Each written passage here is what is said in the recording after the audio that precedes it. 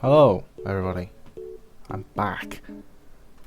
I know my upload schedule is a bit sporadic, but I'm gonna try and get that to be normal. At least I'm gonna try. No promises. I'm still me. But I thought, with the new season of Bleach on the horizon and the ending of the anime coming very soon, I'd go back to my original Bleach video. Well, my only Bleach video, and give it another go as my fresh start. And with this fresh start, I would like to say, if you are new here because you found the video randomly, I would really appreciate if you liked it, maybe shared it to someone, if someone else you know is also interested in Bleach. I would appreciate a subscribe and a comment too. I will try my best to be a consistent YouTuber. I do get quite busy, but I will try. And without further ado, let's just go straight into it. However, before we get into the list, I must warn you, there will be spoilers for the Bleach anime and manga. Number 5. Nozarashi. There's not a lot to say about Nozarashi outside of the fact it's a giant meat cleaver, and that is just really, really cool.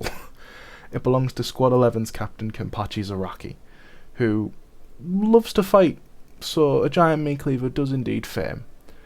An interesting fact about Nozarashi is that for a majority of the original series, it was completely unawakened. Only in the Thousand Year Blood War did Kenpachi learn its name and finally awaken as Shikai, and then of course later on, Bankai.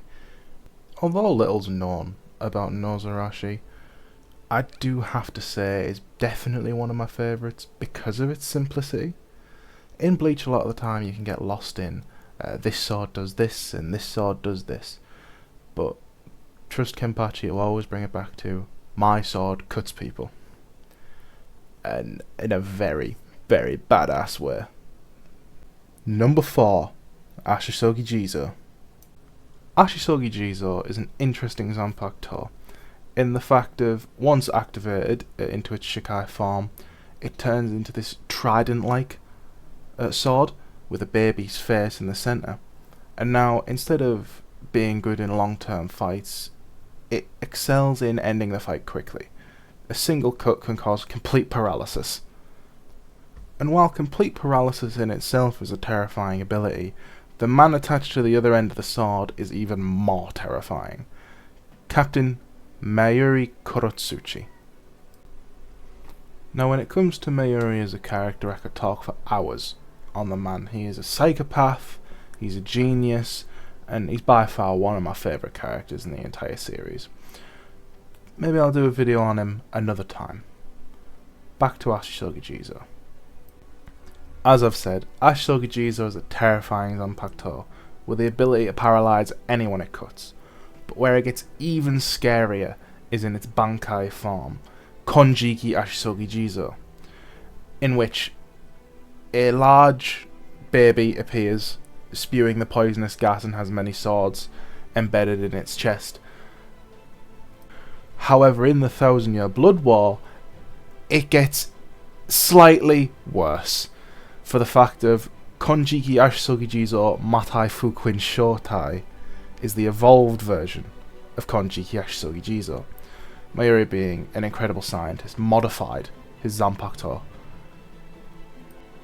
And thanks to these modifications he made to his Zanpakuto, allowing his Bankai to evolve, it became even scarier. Now, instead of just emitting poison and swords to overwhelm opponents, instead all the data received by Mayuri from a prolonged battle with an opponent goes into Konjiki Ashisogi Jizo Matai Fukuin Shotai, and eventually the Bankai will produce one of the babies of Konjiki Ashisogi Jizo with a resistance and immunity, sort of a way to beat whatever Mayuri is going up against, and it is a truly horrifying ability because of the way it's done.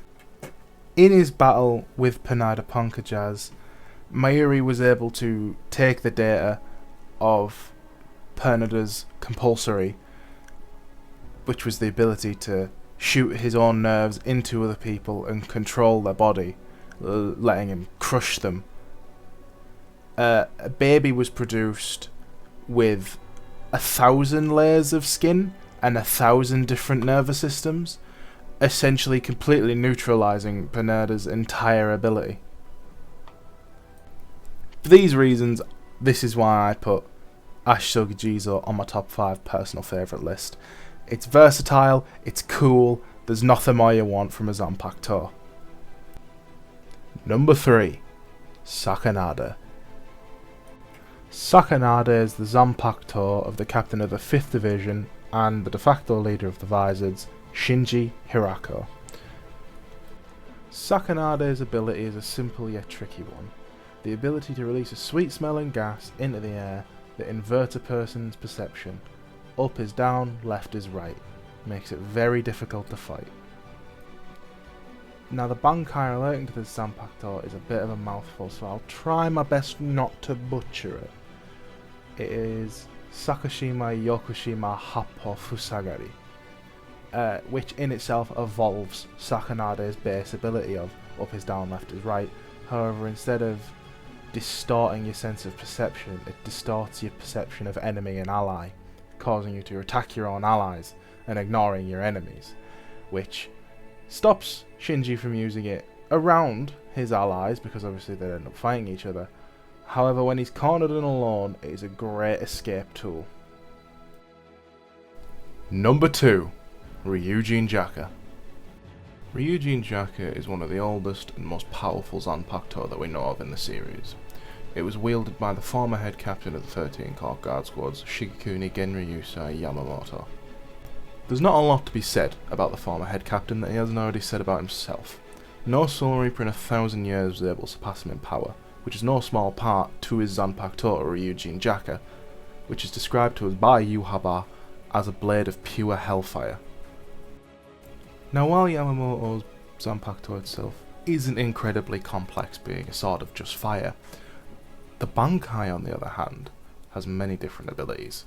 The first of these abilities being the ability to condense all the heat from his Zanpakuto in the very tip of his blade, which instead of burning things, completely erases them from existence when it makes contact.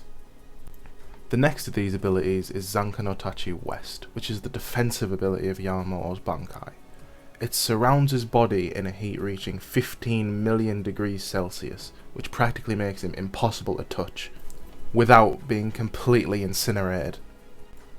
The next ability of Yamamoto's Bankai is arguably the most terrifying. It's the ability to plunge his sword into the floor and raise the skeletons of all the people he's ever killed with his blade. And considering how old he is and how many battles he's been in, it's in the billions of skeletons. Now the final ability of Zanka no Tachi is arguably the simplest. A massive sword swing that condenses all of his flame and all of his fire, similar to Zanka no Tachi East, into a single slash to completely wipe you from the face of existence. And with that, Ryujin Jaka takes the number 2 spot, because every time it's brought out, you know you're going to have a great time, and you know the anime or the manga is going to get absolutely fire. Honourable mentions. In my last video I had multiple honourable mentions, however in this video I'm going to keep it down to 1. This video's honourable mention will go to Senbon Zakura, Zanpakuto of Captain Byakuya Kuchiki. The ability of Senbon Zakura is a very nice one. It scatters itself into 1,000 tiny blades that reflect light and give off the appearance of flower petals. Byakuya can control these blades and use them to overwhelm his opponents, essentially causing a death by 1,000 cuts. By activating his Bankai Senbon Zakura Kageyoshi, the onslaught just increases, tripling the amount of blades he gets, increasing his control over them, and overwhelming opponents even more. Number 1. Benihime. As we finally get to the number 1 spot on my list, we have to end it with the Zanpakuto of my favourite character, Kisuke Urahara. Now while I could usually talk for hours on how much I love Kisuke and how much his Zanpakuto is amazing, I'll keep it short for the end of the list. Benihime as a Zanpakuto can create crimson energy and manipulate it into many different things, defensive and offensive, slashes, shields, barrages, nets, explosions, all of the sort. Where Benihime gets truly interesting is in its Bankai, Kanon Biraki Benihime Aratame. It causes a massive doll-like cloaked woman to appear behind Kisuke with the ability to reconstruct anything he touches. We've seen him do this by cutting holes in the ground to make portals. He's reformed his own arm. He's repaired his own sight. He's slashed straight through people, cut holes in them. Many different ways this can be used, and for someone like Urahara, who's incredibly intelligent, it's a very dangerous ability. And with that, my list comes to an end and my first video back is over. I hope you all enjoyed it. I tried making it a little longer than the first one, even though they came out about the same time in the end. If you did enjoy it, like I said in the beginning, I will try and do more like this, so give me a cheeky subscribe, you might see more, give it a like, share it to anyone who else is interested in Bleach, and everybody have a good day.